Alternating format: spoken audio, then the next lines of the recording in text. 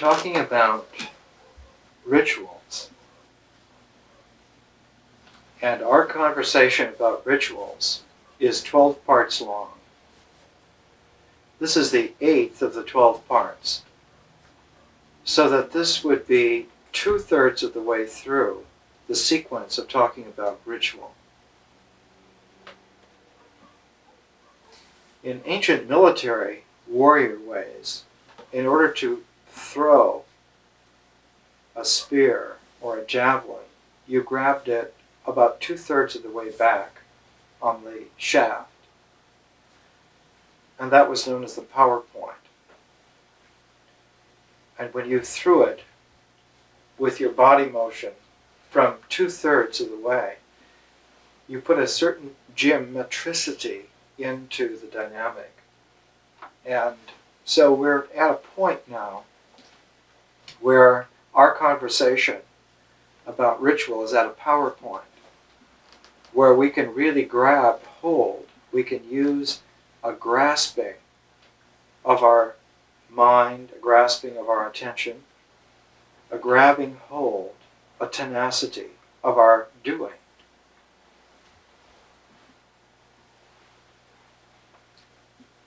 Ritual has to do with existence. And so to grab hold of existence is a very awesome thing.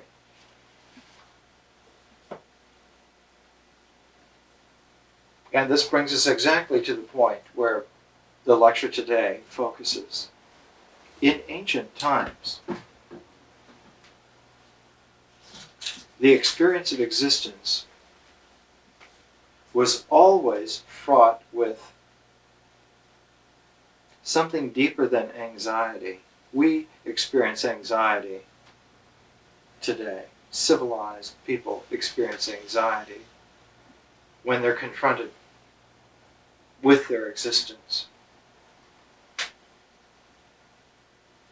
But more primordial people, people who are not clothed in civilization, when confronted with their existence, experience peril. Peril. Why would this be? And why would there be an attentiveness in the ritual course of maturation to make sure that you did face that peril of existence?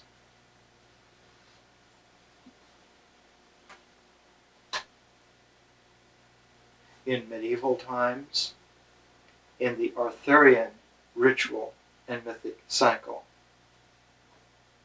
the ring of the round table, all of the masculine courage, all the knights of the round table each had their seat, but there was one chair at the round table in which no one could sit, and it was called the Siege Perilous.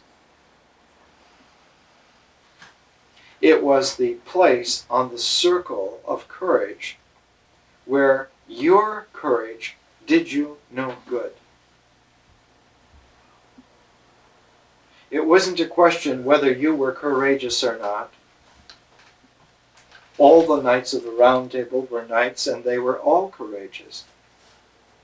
Then there were some who had courage to nth degree, like Lancelot or Gawain. This Siege Perilous, this open chair at which no one sat because no one could sit there, was that this was beyond the courage of anyone.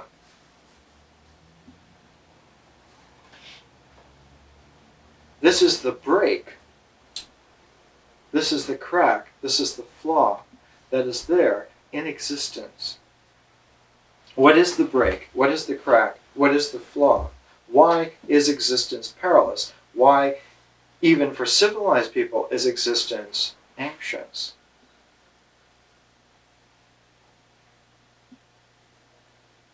Because existence is objective. Existence really happens. Existence really occurs. It's an objective thing. It's an actual fact. It's a real doing. So that existence has a shape, it has a form, it has an objectivity. And this contrasts existence as a form, as a shape, as an object. It contrasts existence to nature. Because nature has no particular form. It has no particular shape. It has no particular existence. We've talked about nature before ritual. We talked about nature for 12 conversations. We went through the whole development, how nature can best be called a matrix of change. Taking a key from the I Ching, Book of Changes. Taking a key from Thoreau. Nature is not objective in that we cannot poke our finger at nature and say that is nature or this is nature. And so nature is basically shapeless, formless, objectiveless. And existence then, in direct contrast to it, 180 degrees, confrontationally, is always shaped, is always formed, is always objective. And so the perilous quality that comes is when existence becomes aware that it's fallen out of nature. It's fallen into shape. It's extracted itself out of the flow of nature and become a thing.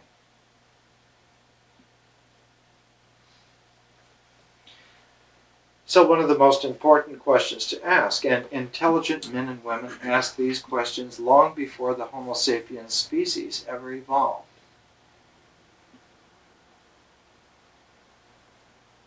Homo neanderthalis asked these questions before us, we know. A burial site on the slopes of Mount Carmel in today's Israel had a burial of a Homo Neanderthal 200,000 years ago.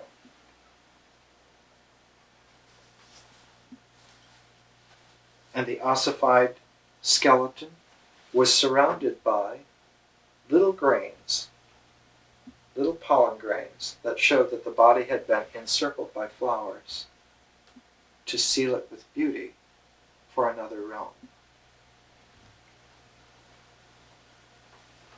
So long before our species, our particular species came, already there were rituals to seal the form of existence in such a way that the sealed form could return back to the formless, to weather the peril. That the peril was like the sound barrier. For the jet pilots of the late 40s, it was something you had to go through. But in going through it, it shook you. It knocked the instruments out. And until one went through it, the experience led to, every time, exactly led to the conviction that one was going to hit a brick wall. You weren't going to be able to go through.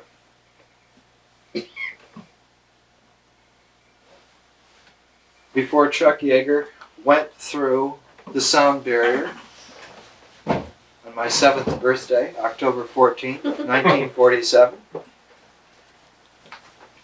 it was considered to be an impossibility. The plane would shake apart. The pilot would crack up. That the air became so condensed that it became like a brick wall. You could not go through.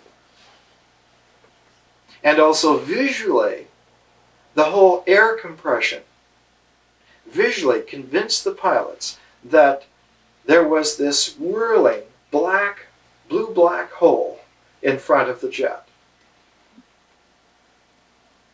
There was nothing there that was able to go through like air, but there was something there demonic.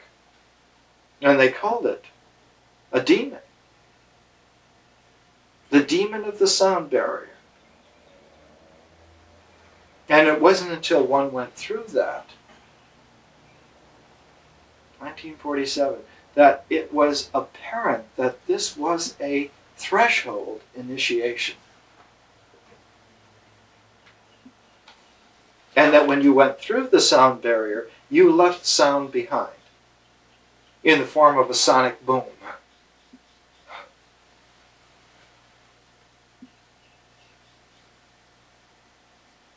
And everything was calm.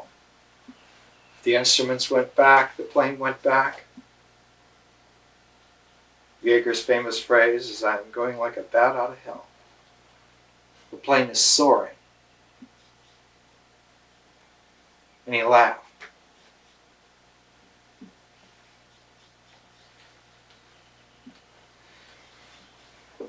The experience of the peril of existence confronting the formlessness of nature was such that an initiation had to be undergone.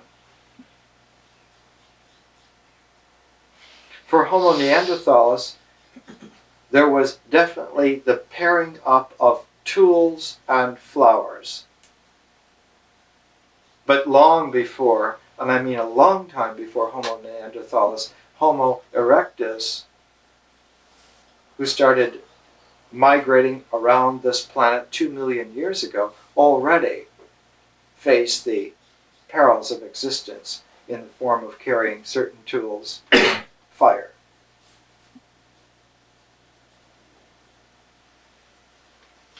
So 2 million years ago, the ancestors, the forebears of our species, were already using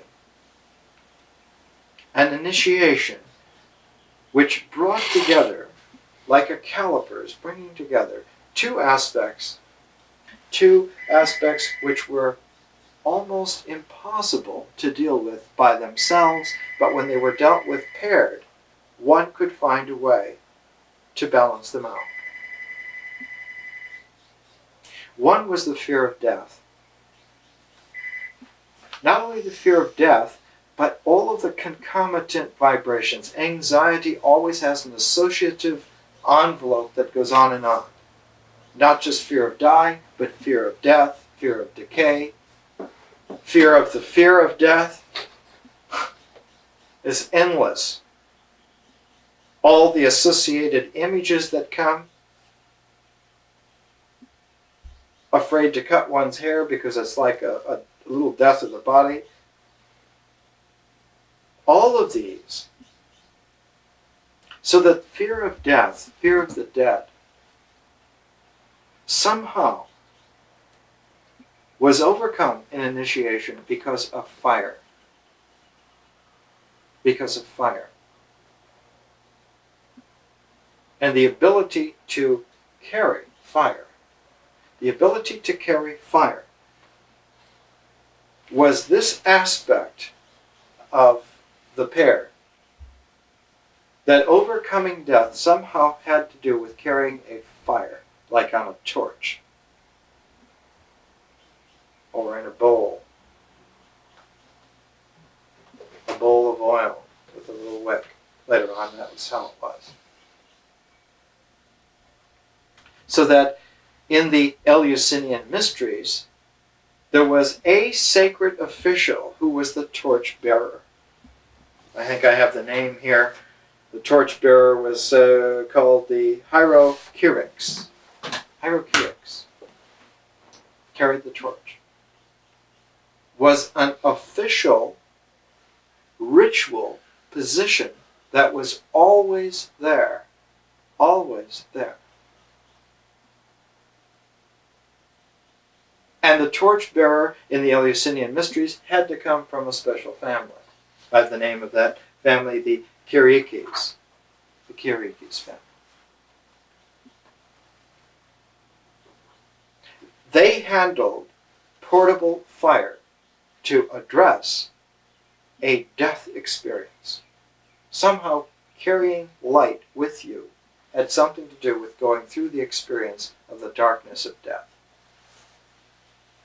one of the great little studies of this by Sir James George Fraser called The Fear of the Dead in Primitive Religion. Lectures delivered at Trinity College, Cambridge. Remember that we used Sir James George Fraser's book, The Golden Bough, earlier in ritual. Remember, when we began ritual, we used a pair of books. We used Black Elk, the American Indian Sage, the Sacred Pipe, and we used The Golden Bough by Fraser.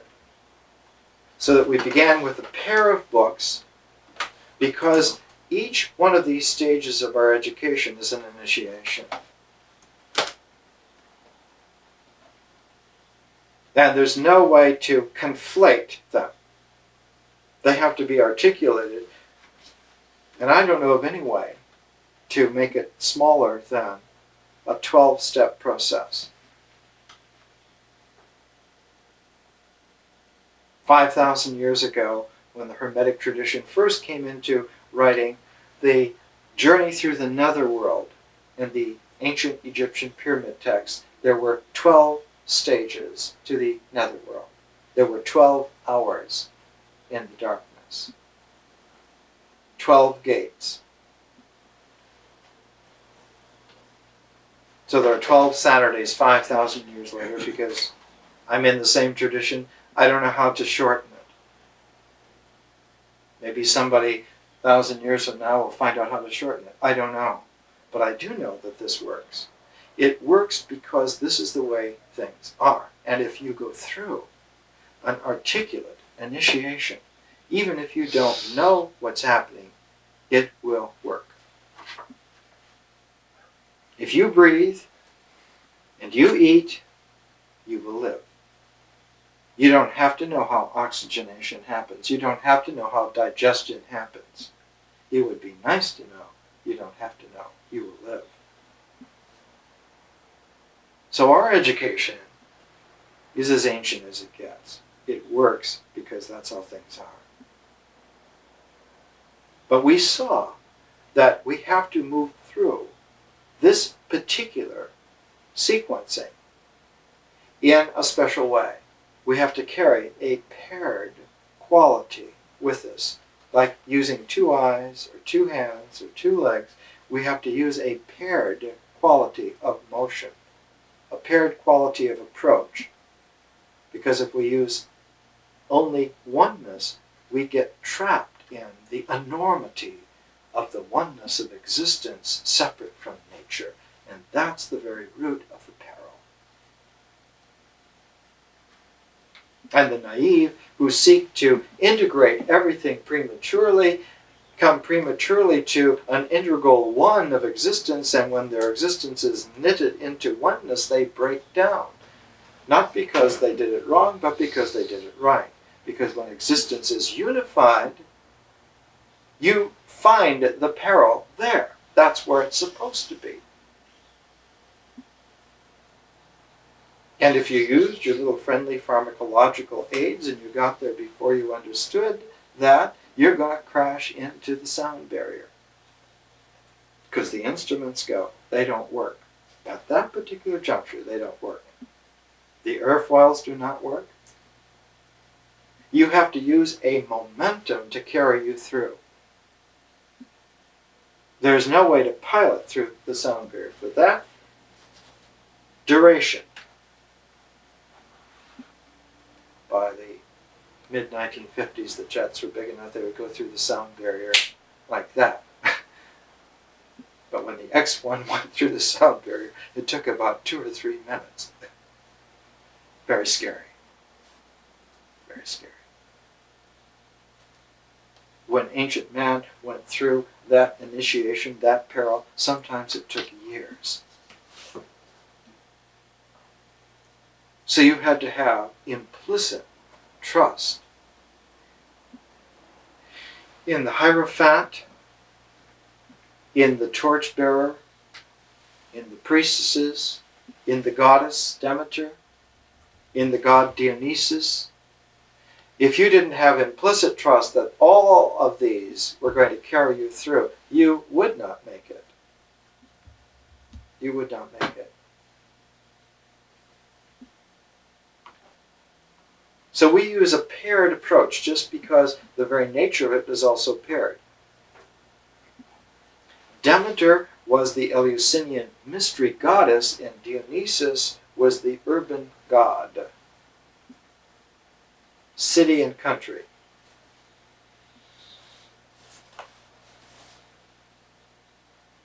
Demeter was out in literally 18 miles away from Athens in Elevsis.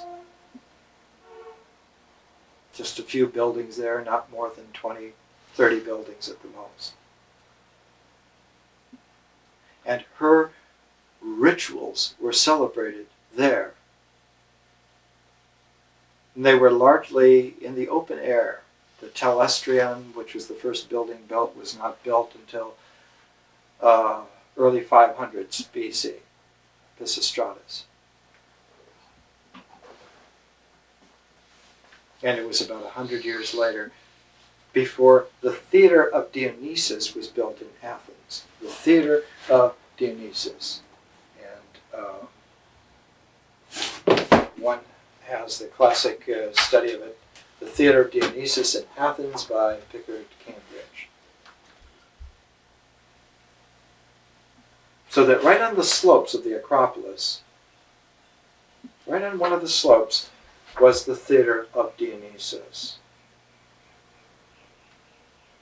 And that the theater of Dionysus was built specifically to house Greek tragedy. Specifically. Not rock concerts and other little convention things. Only Greek tragedy. And that the Greek tragedies were always presented during the festivals, which had to do with the way in which wisdom comes to man. And the Dionysian aspect of wisdom was facing the peril of existence in a very special way, in an urban way. An urban, masculine way. It was a very special way to go through that sound barrier.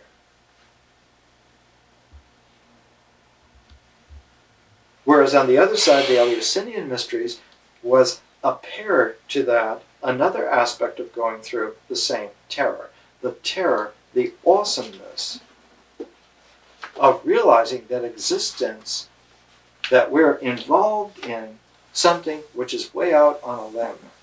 We're not secure. We're not secure at all in existence.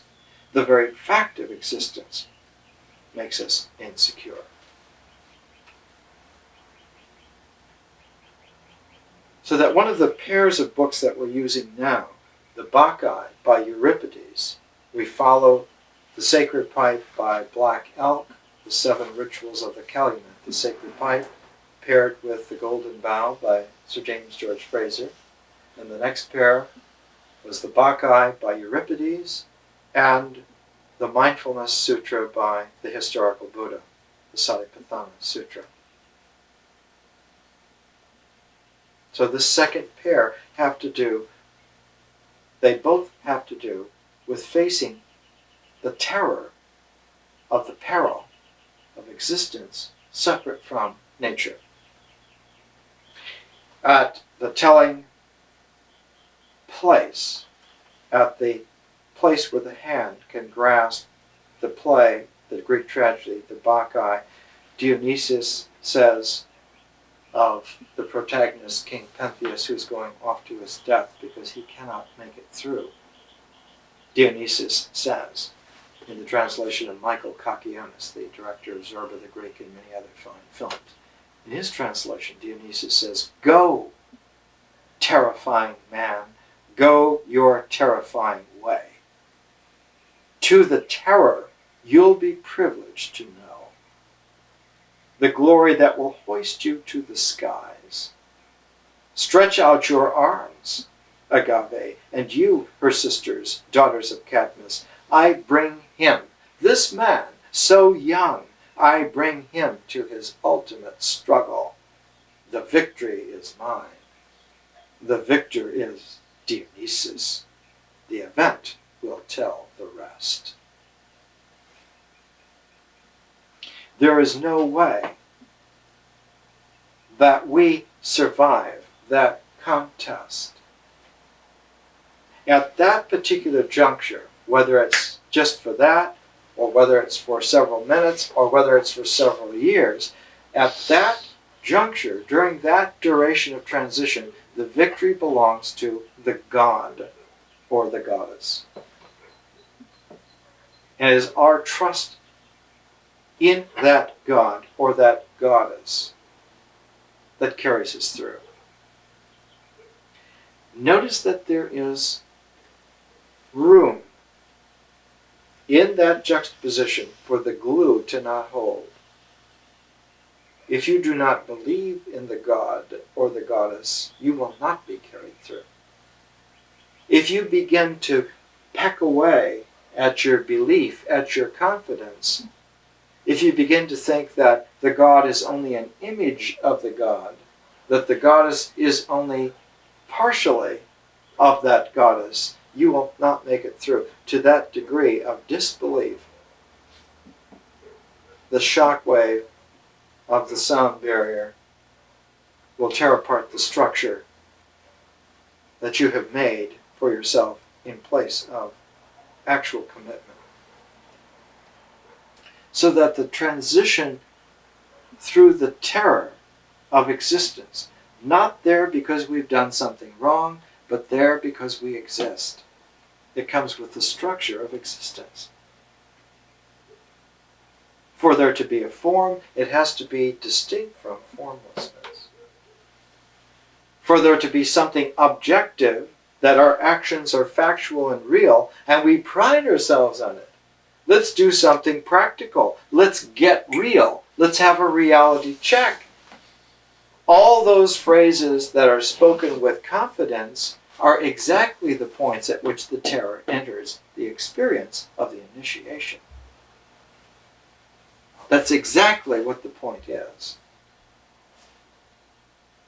And so if you get a reality check with existence, you're going to find yourself out there. And if you leave yourself out there, that's where alienation begins to come in. That's where anxiety begins to take hold and not just be some kind of worry, but actually neurotic. And then finally actually psychotic.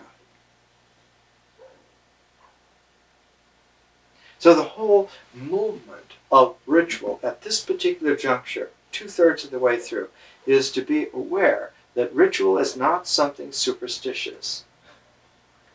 Ritual is not old-fashioned. It has nothing to do with modes of fad that we grow out of and we don't need anymore. The Victorians in the British Empire used to say of Darwinian evolutionary theory, yes, that's all well and good for apes and all of those things, but we have crawled ashore from the ocean of evolution. We are exceptions. We are evolved. We have arrived. And the very Victorian phrase that one has arrived sets one up for running into the sound barrier. It's what the novels of D.H. Lawrence are all about, of how the Victorians ran into the sound barrier, because the sound barrier, the initiation of existence, has to do with sex, with sexuality, with love and death and life. Something in there, it has to do with that. And one has to come into interface with that, realistically, practically, and do that. And if one does that, one goes through this threshold into another flow. It's like an hourglass.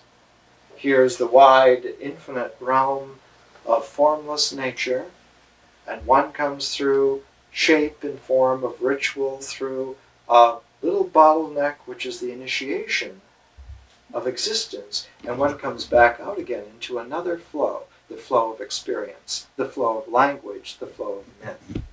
So that nature and myth are like two oceans linked by a very curious kind of sandbar that rises out of the waters and becomes like a little isthmus and then goes back into a sandbar that fans out into the other ocean.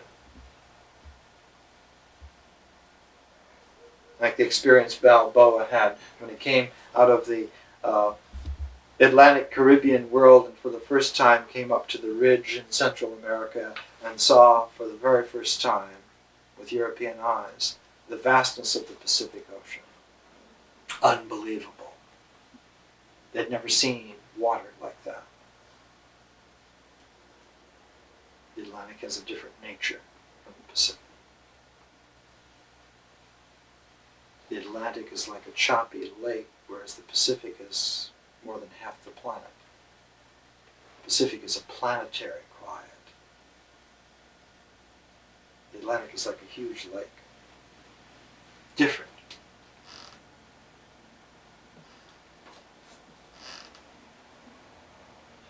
One comes through that experience, but rather like the other way from Balboa, one comes from the beautiful Pacific of nature through this narrow isthmus of ritual, of coming to terms with existence, and comes out to the Atlantic of experience,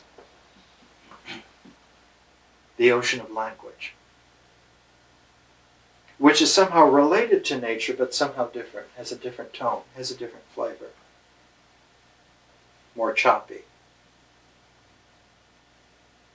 You can be beatific in nature, but you have to be dramatic in language. When the ocean of language is resolved, it's not resolved in the quiet equanimity of nature, but it's resolved in the dramatic juxtaposition of something well said. It's different, but related.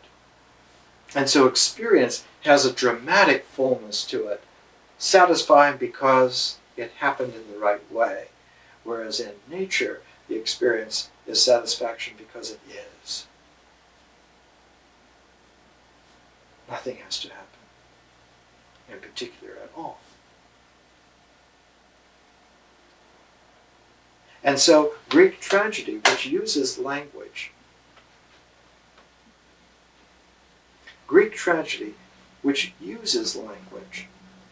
has this quality. It is a ritual which delivers us into the new ocean of experience. Delivers us from the mysteriousness of nature, which no one could grasp. Not because they weren't smart enough, not because they weren't super enough. No one is smart enough. No one is super enough. It cannot be grasped. It's not graspable. It's not a thing which one can hold. The only way in which the hands can close, which the eyes can focus, is on something, and the largest single form is existence.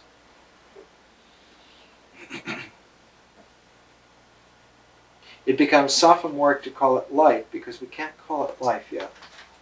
It's like the bedrock upon which life is based, existence. This quality in the Greek mysteries was always held in a pair. There were greater mysteries and lesser mysteries. One did the lesser mysteries to prepare for the greater mysteries. The lesser mysteries were done in the city, and then there was a procession going out into nature, out into the countryside, carrying certain things with you. One of the things that was carried was the torchbearer carried light. And certain messenger priestesses carried the things, the accoutrements of the Eleusinian mysteries, all the way to Eleusis. But on the way to Eleusis, in between Athens and Eleusis, was a threshold, a borderline, what they call in modern anthropological language a liminal threshold. It was a bridge over a river. The Dionysos River. And on that bridge, as the sacred pilgrims were moving from Athens to Eleusis, when they got on that bridge from the banks of the river, a prostitute and a man wearing masks would shout obscenities and show obscene gestures to the sacred, holy, mystical pilgrims. And they would have to see this. They would have to hear this. It was a part of the transition of the liminality. If one does not face and incorporate the obscenity, the profanity, it's like a little bit of glue comes undone, and when you get to the greater mysteries, it will shake it all apart. Nicely engineered, polite solutions do not work. They don't work. What does Zorba say? Life is a problem. Let's undo our belts and get into trouble. It is a problem. Existence is already perilous by its very nature. The lesser mysteries were held near a spring in the city of Athens, a spring where water comes up. And somehow this is water that comes up through the rock. Athens is built on a lot of rock. The Acropolis is the biggest rock in town. The water comes out of the rockiness, the hardest earth. And it's the beginning, it's the dribble that shows us that the barrier between above and below is permeable. That life-giving water can come up through that, and life-giving blood can go down through that. And there's a circulation. There's a circulation. And one has to be a part of, a participant in the whole cycle of the circulation. And if one is carried in that flow, one is not subject to being stopped anywhere, especially at the perilous junctures of a bridge, of obscenity, at a liminality, of horrificness. One goes with it all.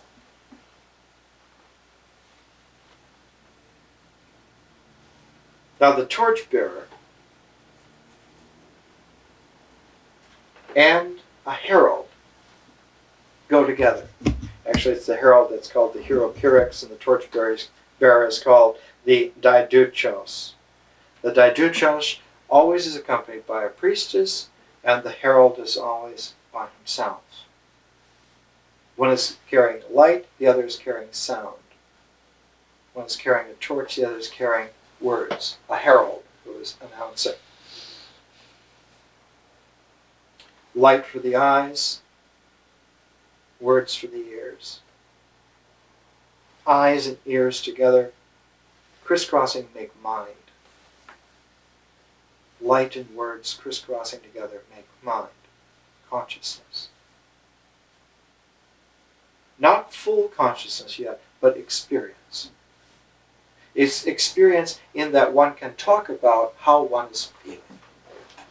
So that what comes out of the initiation of the peril of existence is the ability to intelligently feel life, feel oneself, feel others.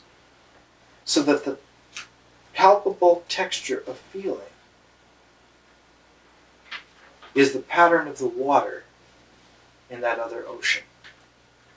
Myth is all about the intelligence of feeling. Now this quality in the greater mysteries was always re-emphasized so that one would remember the essence of what one had gone through. So that there were two kinds of initiates. The initiates who for the first time were coming into this always came into it. They were called mystes, M-Y-S-T-E-S, mystes. They were brought by a friend who had already gone through this. The mystagogue was not an official, but was some friend of yours who was helping direct you through this. They would be with you. So you see people holding hands, your friend, two men, two women, a man and a woman, holding hands going through. They were the friend who was the mystagogue, and you as a mystes came through, and your eyes had to be shut and your mouth had to be closed. No seeing, no speaking.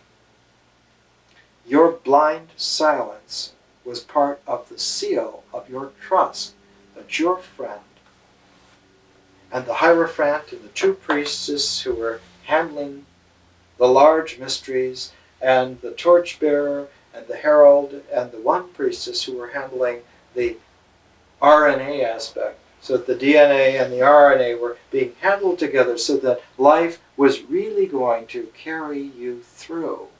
But you had to come through like a mystes, not being able to see where you're going, not being able to say what is happening to you. Whereas the other quality of the initiate was to be able to see, called epoptes, eyes open and able to pray, able to speak and able to see. One can only face fear of death with eyes closed, mouth shut. But the other aspect and the other part of the calipers has to be faced with eyes open and the ability to say. And this is where the other ancient aspect, it has to be even older than ancient, it has to be archaic. It has to be even deeper than archaic, because it isn't really, archaeological levels are not deep enough. They have to be paleological. They're in the bones, as it were. There is ancient, there is archaic, as bones. That's why the skeleton was always the shamanistic sign that one had gone through it. One wore one skeleton on the outside of your body. You'd been turned inside out completely. Not through fear of death, but through the confrontation with the fact of images becoming charged with energy. Images become charged with energy. In anthropology, it was called animism. E.B. Tyler was the first one to really make the name stick, and Sir James George Fraser is the one who developed that thesis, animism, in that images or things become charged with mana, with power, with energy. One had to face the fact that this happens. That certain selected things become supercharged with the energy of existence. That a stick is no longer just a stick, but it's a power stick. A feather is no longer just a feather, it's a power feather. It's part of the terror, part of the peril of existence, that certain things, certain objects become charged with all of the energy of existence. They carry it. Certain animals become a totem. Certain stones become charged with the energy of existence. And so fear of death and recognition of power objects, animism, fetishes, are the two calipers that go together. And so one had to bring them together in such a way that they met exactly through a ritual that included both, so that they came together not in a confrontation, not in missing, but in an interface. The two aspects are handled by the two masks that we make in ritual.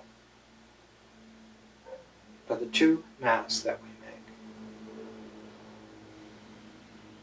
The mask of a food of something from our diet is an animistic fetish, an object that gains the power of existence.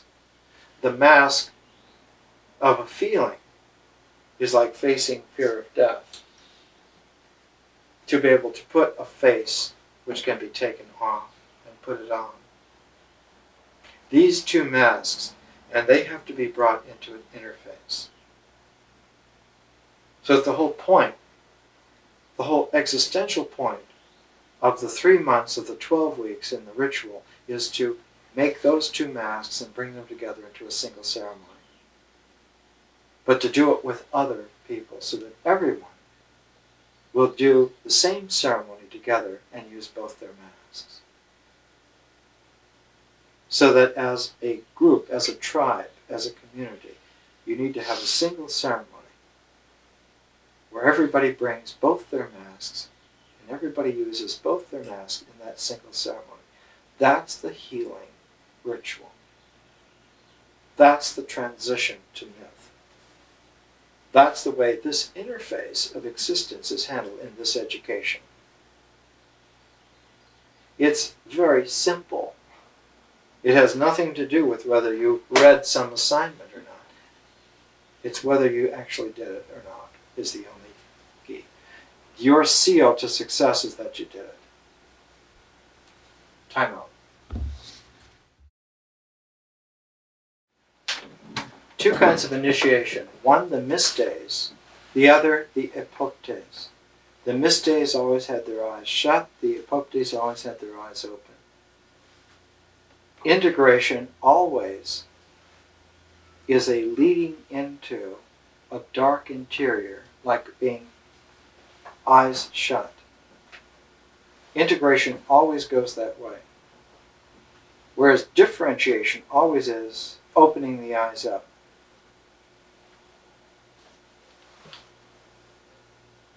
Two different things. It's like a pulse, coming together and then opening up again. Even in a tide pool, anemones show that kind of motion. The lungs. When we breathe in, the little areoles flower, almost like little cauliflowers, and then exhale, inhale, exhale. Breathing itself is that process. So that our education is a large-scale breath. It's the largest scale of a breath. It's what's called, in the oldest Upanishad, the Brihad Aranyaka, the big breath forest teaching. Mm-hmm. Yeah. It's about 2,800 years ago. Big breath forest teaching. That if we take this kind of a breath of taking a year of Saturdays to integrate and a year of Saturdays to differentiate, having just done that once, in that slow motion, it reconstitutes the entire archetypal universal pattern in us.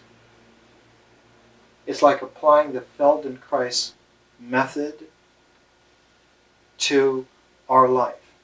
Just slowly making those adjustments in motion so that one goes through that complete opening.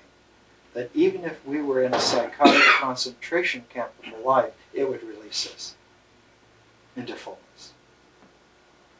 And it works not because someone is clever or because someone is not clever. It works because that's the way things are. That's the way it is.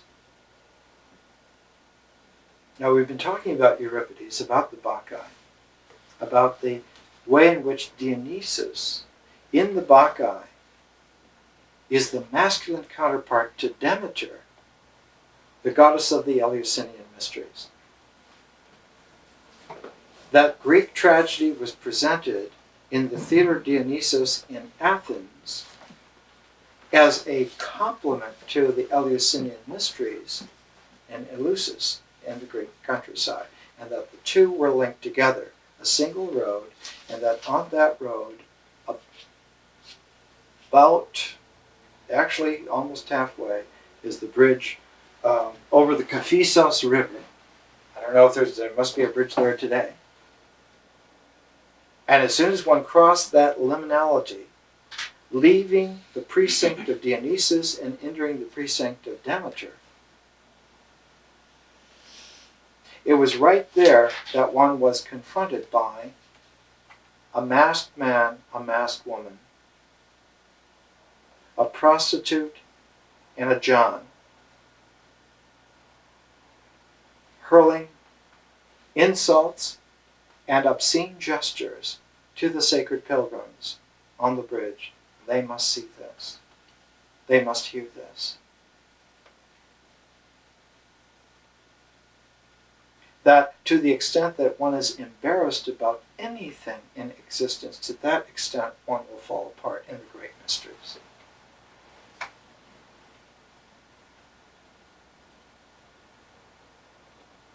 So that the lesser mysteries had something to do with perfection, but the great mysteries had something to do with completion.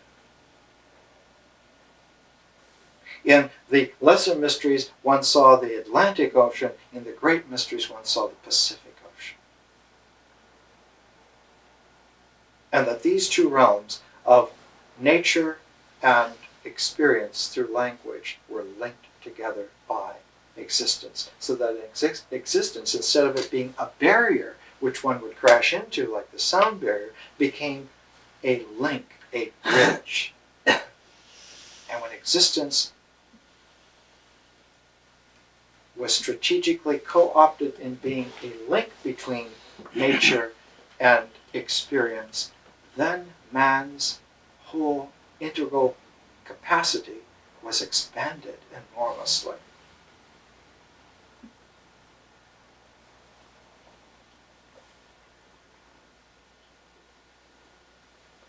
Nature was transformed by the confrontation of existence into an experiential dimension.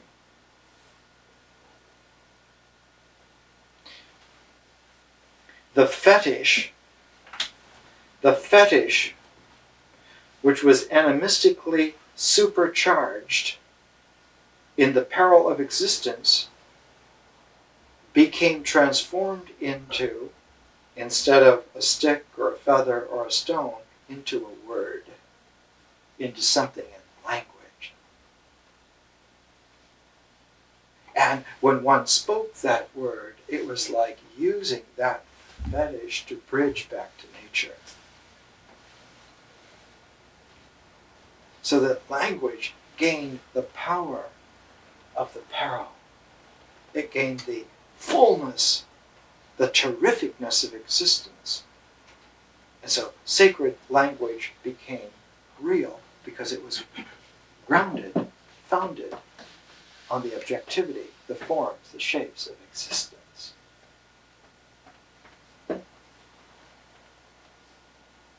And became very real. As real, the reality of language is guaranteed by the reality of existence.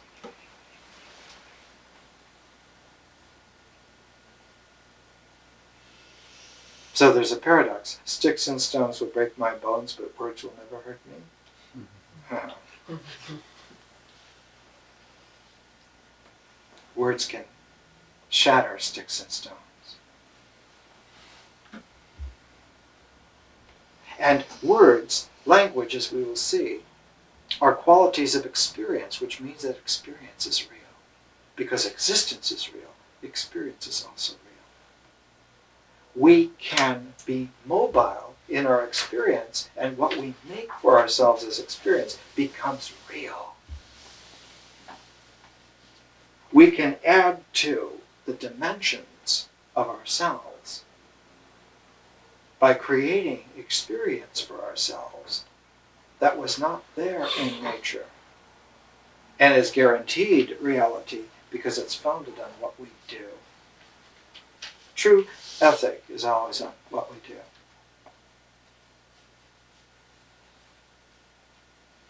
And because language is a process, it's like a transformation medium, just like nature. Just like action comes out of nature and is existentially real. What is done is done. To the ancient Egyptians, whatever was done was recorded indelibly in reality and was forever there. When Ra rose this morning, his rising this morning creates this day, and this day exists eternally as the cube of this day. And tomorrow will be another cube of the reality of that day next to this cube. And so in this way, the days add up to millions of years, and they are there eternally. So whatever you do on this day is here eternally, and one could revisit the cube of any day for millions of years, and be guaranteed that because one is with the entourage of Ra, that as he rises eternally, creating time day by day in the face of nothingness, we are guaranteed not only the eternity of what has happened, but the blessedness of what is always to come. Just like ritual objectified nature, we will see that symbols objectify language. That the transformational media of language becomes real and objectified in symbols, that symbols become real. A symbol has as much reality as existence, but on a higher energy order. So that when one uses symbols, they are like indexing to the doings of existence. And because symbols have a higher power of integration, you can integrate all symbols into one symbol. And with one symbol, it's like the handle on the entire spectrum of existence. Whatever it is possible of, one has it at once. At O-M-E-S. And that's called atonement. When one has that, what symbol would that be? The symbol for oneself, one's self, one's real self.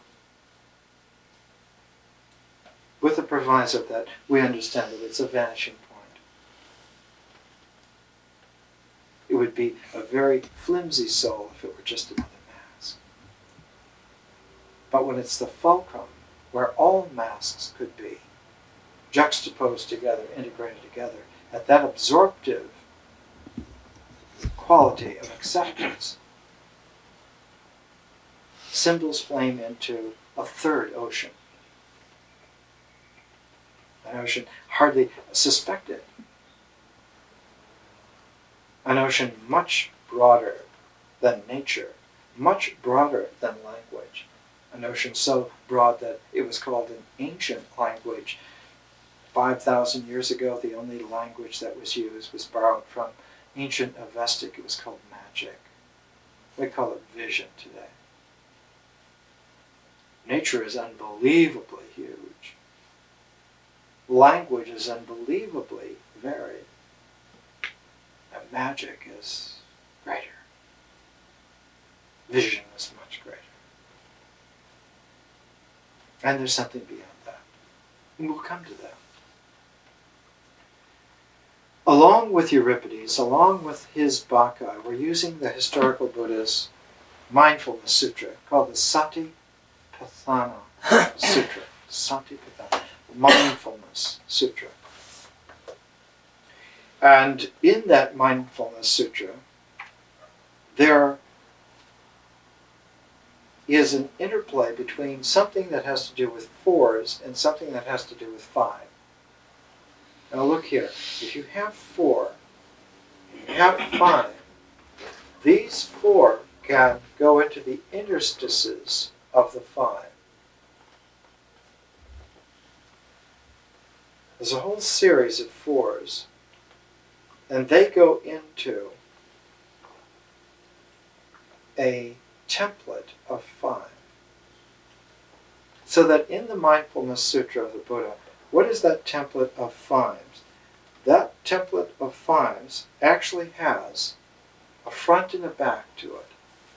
It has the back where you first run across it, where it first arises, it first comes into view. But it transforms and it becomes five that can be applied.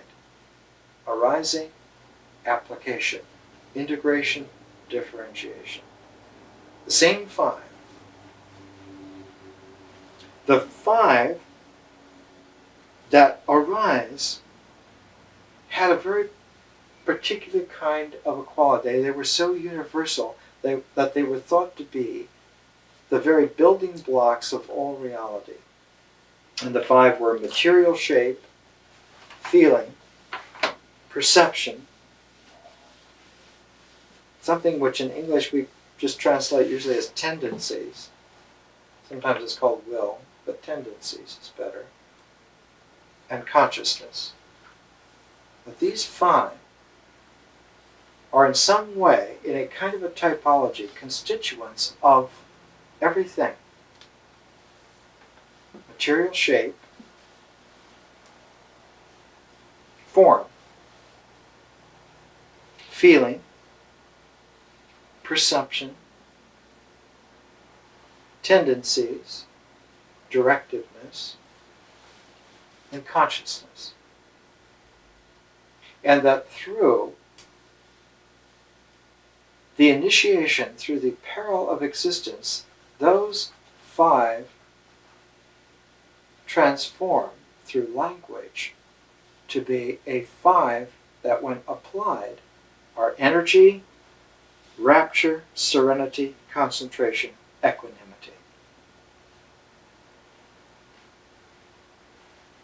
And so the hand held up like this was always the teaching, the application.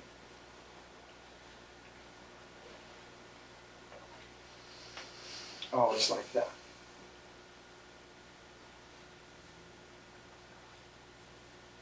But that five, those five, that template, its function is not just to be there, but to receive something, to receive a multiplicity of sets of fours that fit in. And when they fit in this way, so that when you turn them through transformation and apply them, you apply all the sets of fours that go with them. It's like this is the toolbox, and these are the tools. And when one can open the toolbox, you can apply all these tools, and one becomes very, very, very, very precise. The first four that fit in there were called jhanas, four jhanas. Body, feelings, mind, mental objects. Here's the body, and then the body are feelings, and the feelings is mind, and then the mind are mental objects. Notice that feeling is much more primordial than mind. Notice the body is the most primordial. When the body is there, then feelings can be there. When feelings can be there, then the mind can be there. And when the mind is there, mental objects can be there.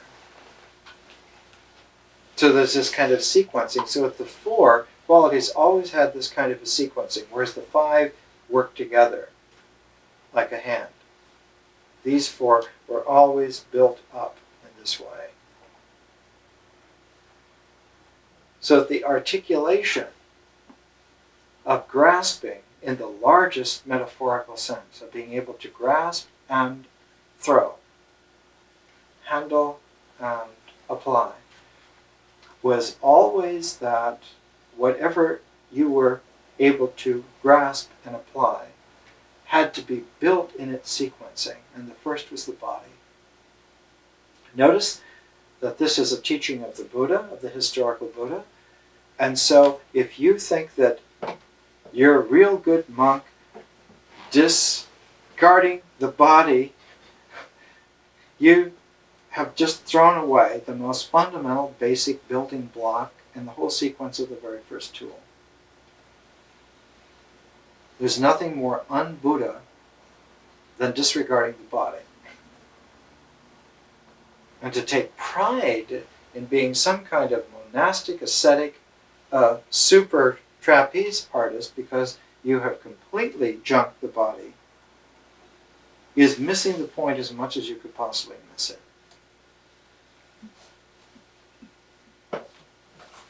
And in order to tell the monks, and the monks today have forgotten, the historical Buddha said, I tried asceticism to the point of being able to live on 1 grain of rice. The grains of rice were not any bigger than the grains of rice today. It didn't do a damn thing.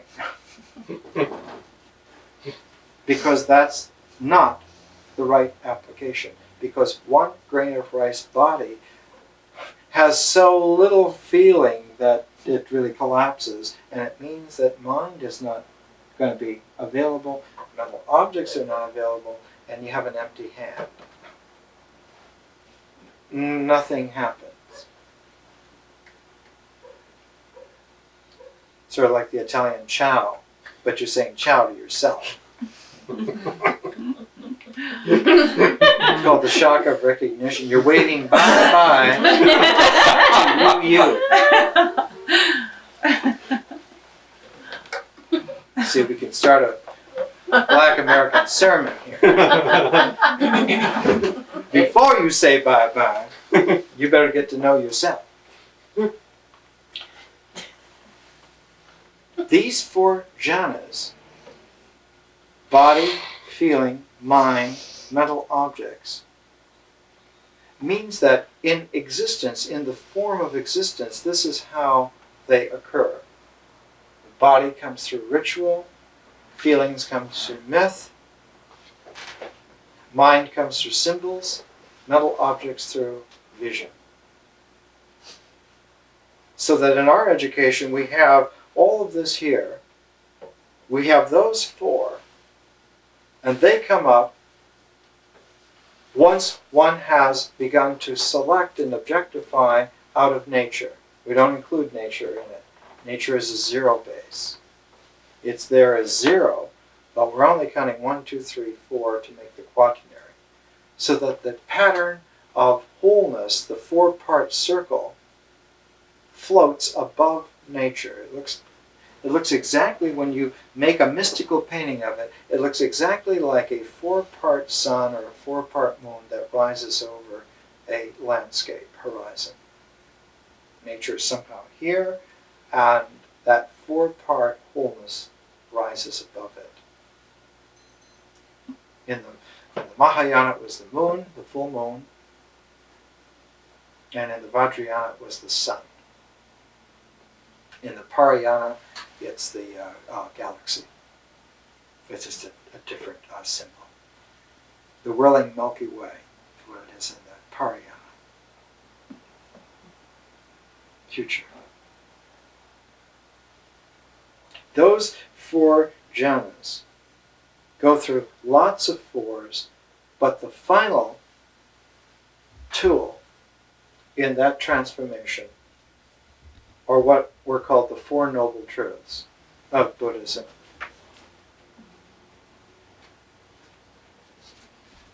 The 4 Noble Truths were that anguish actually happens.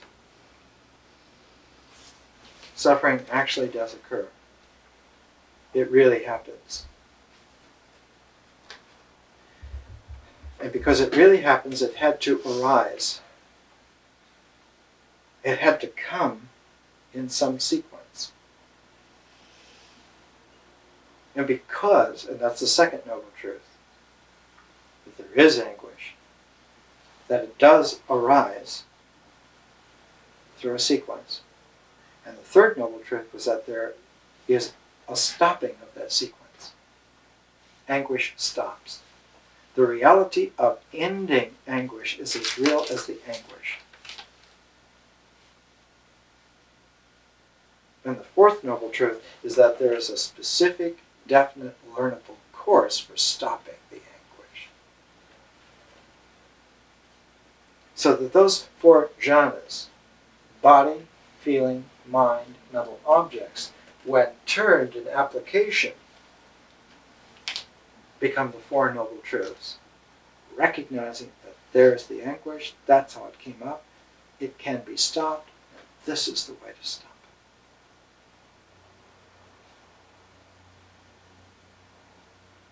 So that the Mindfulness Sutra of the Buddha, the Satipatthana Sutra, delivered, I would think, when he was had been teaching for a long time. It's so simple and beautiful. He taught for 45 years. And probably towards the end of that, he was able to say it just so simply and beautifully that anybody could hear, would be able to just get it. That if you take material shape, feeling, perception, tendencies, consciousness, and transform it so that it is energy, rapture, serenity, concentration, equanimity. What is that training? How does material shape become energy? How does matter become energy? Because that's the first of both sequences. That's the little finger in both. How does matter become energy? It's a famous thing in physics, right? Matter and energy are interchangeable, but there's a slight hitch there.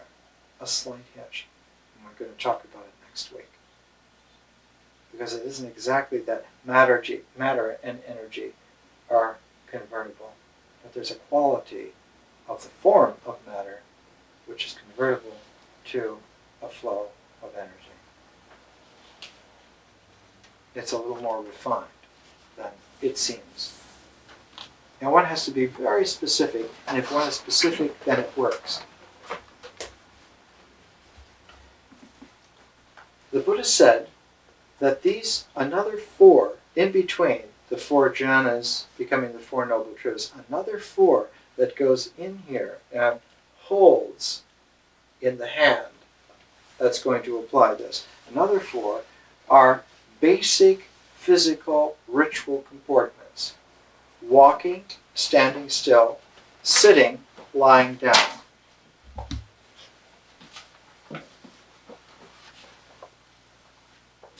That anything done in any of these four is transferable, is commutable to any of the other four. To say that you must sit and do all of your meditation sitting is as ignorant as thinking that you can throw the body away.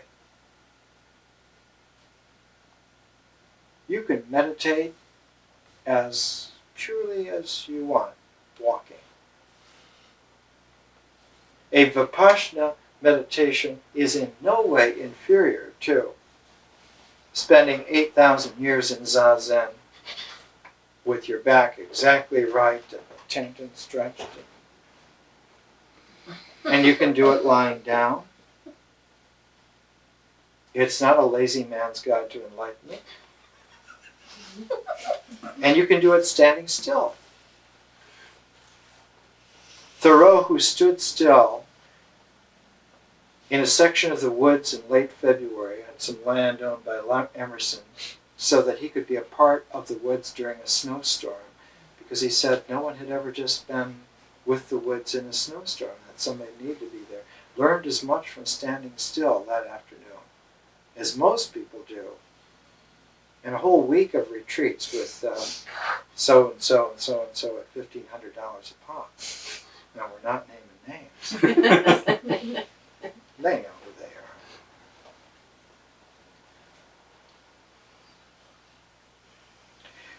It's a whole realization that there is it's called commutation in mathematics. And what it is generally is distribution. Distribution. That once you get activity into a sequence series, and one works an integration where the series goes into a template which is integral by its structural nature. Anything done in any stage of the series is commutable to all the rest of it, distributable to all the rest of it. So that something learned with the body can be directly distributed to mental objects. It's instantaneous. And something learned through mental objects can be distributed to the body or the feelings or the mind. So that someone in a really high samadhi dealing with very powerful symbol has realization. It can be given to the body, to the fingers, to the toes, whatever, to the liver.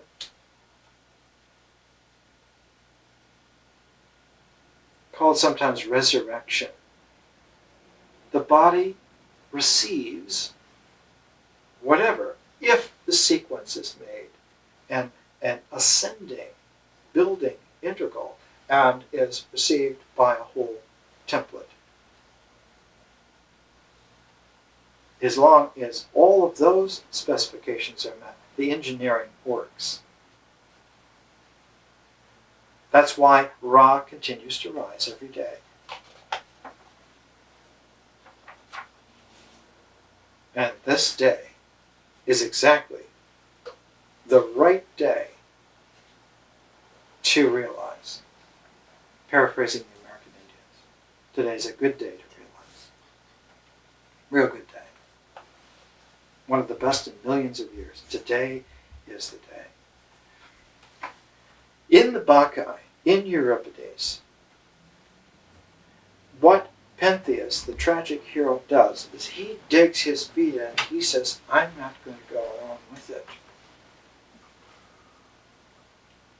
I refuse to go. And so Dionysus has this wonderful lines to say as Pentheus exits. Go, terrifying man, go your terrifying way. To the terror you'll be privileged to know. The glory that will hoist you to the skies. Stretch out your arms, Agave, and you, her sisters, daughters of Cadmus, I bring him, this man so young, I bring him to his ultimate struggle.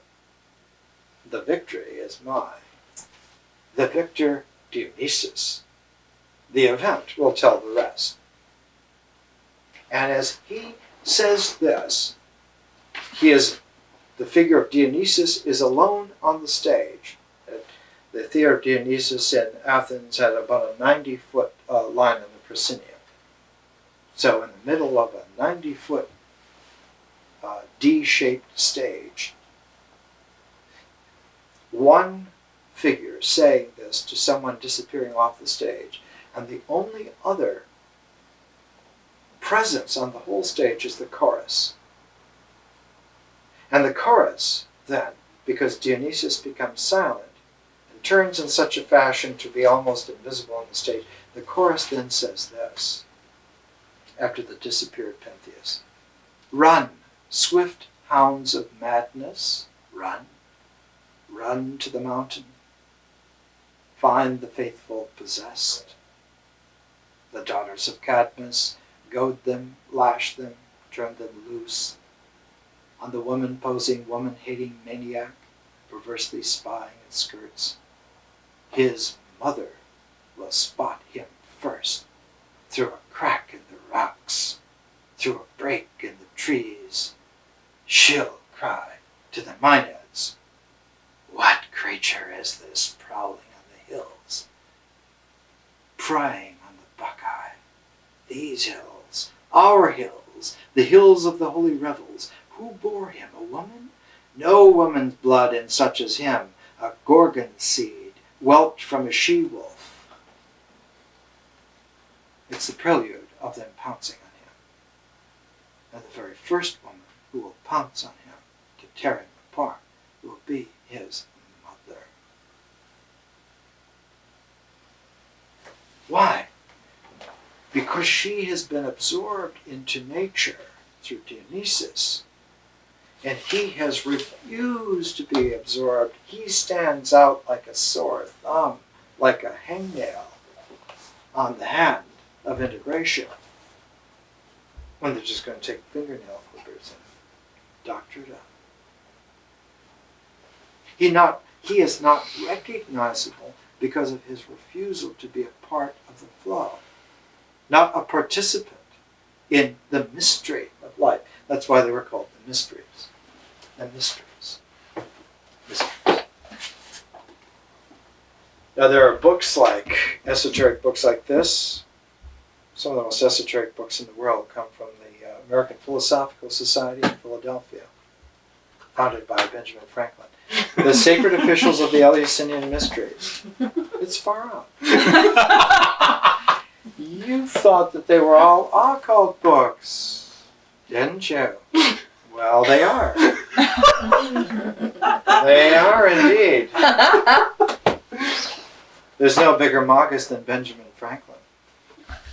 And what happens here is that in this threshold, our old friend Hermes comes into play.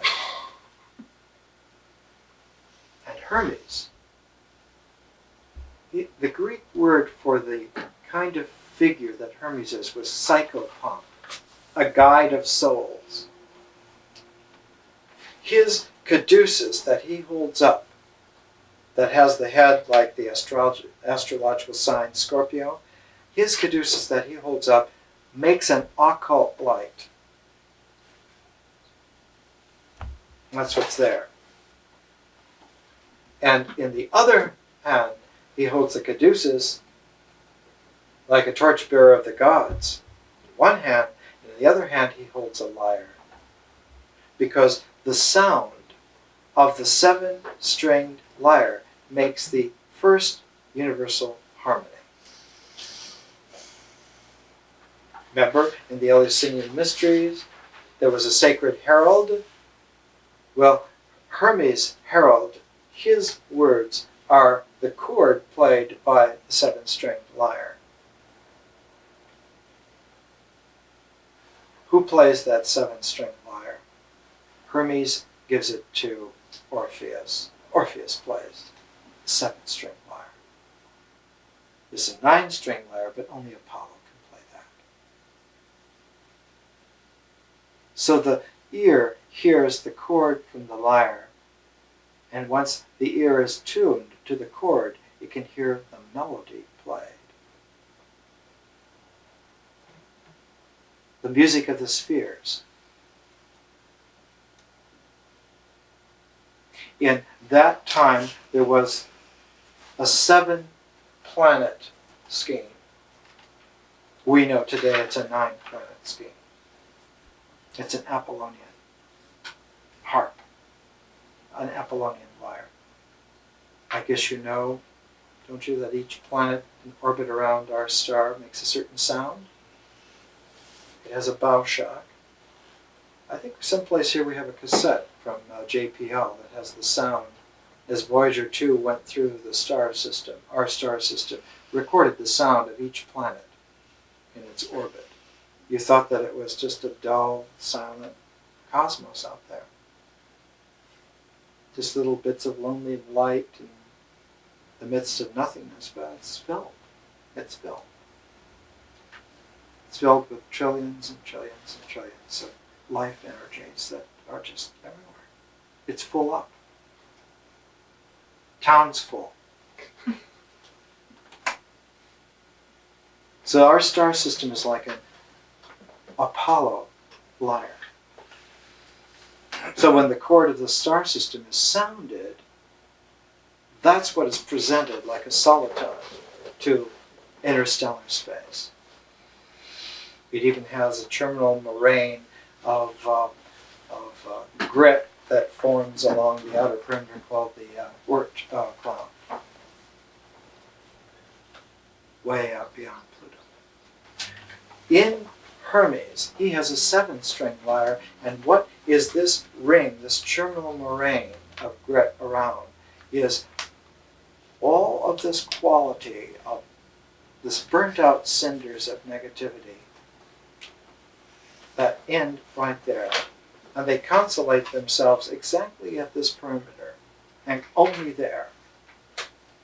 And as that solar wind of the healthy soul blows, it combs and clears that whole inner system.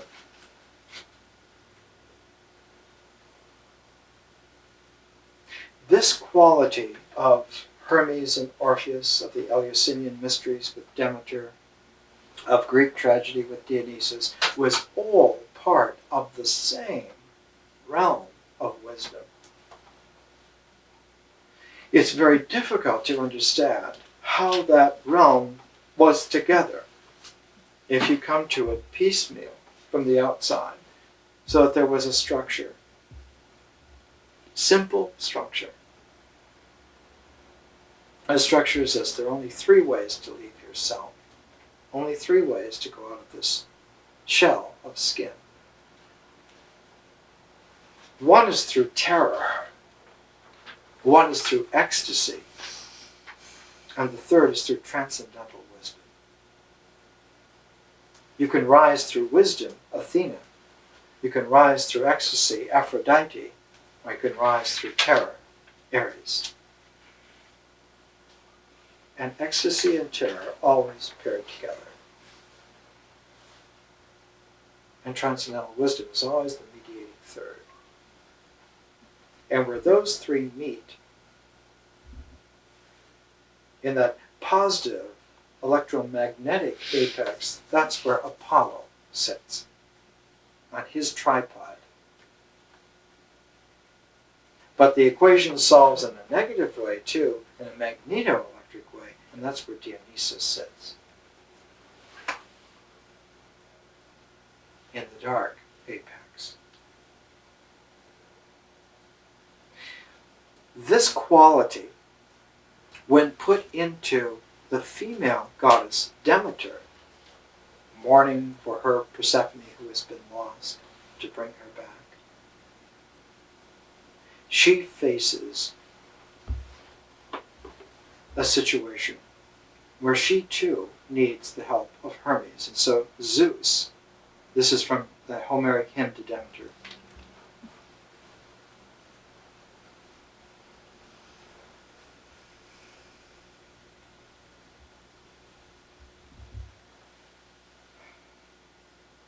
First he roused golden-winged Iris to summon fair-tressed Demeter, so lovely in form. Zeus spoke, and Iris, obeying, the dark-clouded son of Cronos, raced swiftly between heaven and earth. The natural image of Iris is the rainbow. She came to the citadel of fragrant Eleusis and found in her temple dark-robed Demeter. Addressing her, she spoke winged words, magic language. Demeter, Zeus the Father, with his unfailing knowledge, bids you rejoin the tribes of immortal gods. Go and let Zeus's word not remain unfulfilled. Thus she implored, but Demeter's heart was unmoved. Then the Father sent in turn all the blessed immortals. One by one they kept coming and pleading and offering her many glorious gifts and whatever honors she might choose among the immortal gods. Yet not one could bend the mind and thought of the raging goddess who harshly spurned their pleas. Never, she said, would she mount up to fragrant Olympus, nor release the seed from the earth until she saw with her own eyes her own fair-faced child. If my child is not brought back into life from death, then nothing will grow on earth. When Zeus, heavy thundering and mighty voice, heard this, he sent down Hermes to Erebos with his golden staff to whittle Hades with soft words and lead back holy Persephone from the misty gloom into the light to join the gods, so that her mother might see her with her eyes and desist from angers. Hermes did not disobey at once. He left Olympus' height and plunged swiftly into the depths of the earth. He met Lord Hades inside his dwelling. Reclining on a bed with his shy spouse, strongly reluctant through desire for her mother. Notice that Hermes is able to go into the negative, and that he goes into the negative realm, right to, not to the apex where Dionysus would be, but to the controlling center where Hades is. The positive apex is where Apollo sits, but the controlling nexus is Zeus. Dionysus is the apex of the negative, but the controlling is Hades. Now, if you make a very serious error and make the controller Hades the devil, and revile that, and one should never deal with that, it leaves the siege perilous permanently flawed. It leaves existence permanently unable to withstand the shaking of the greater mysteries. It's precisely what we will find when we go into myth and we see that the most ancient of all of the myths of descent is that of Inanna, the Sumerian goddess, who has to go to hell to meet her sister. And that her descent is a progressive lessening, loosening of the 7 holy implements.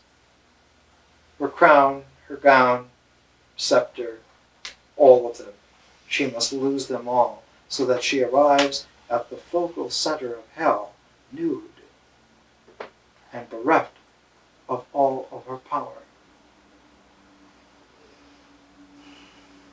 So too, in this kind of mystery play, whether it's Greek tragedy in the city at the theater of Dionysus, or whether it's in the Eleusinian mysteries in Demeter's sacred precinct,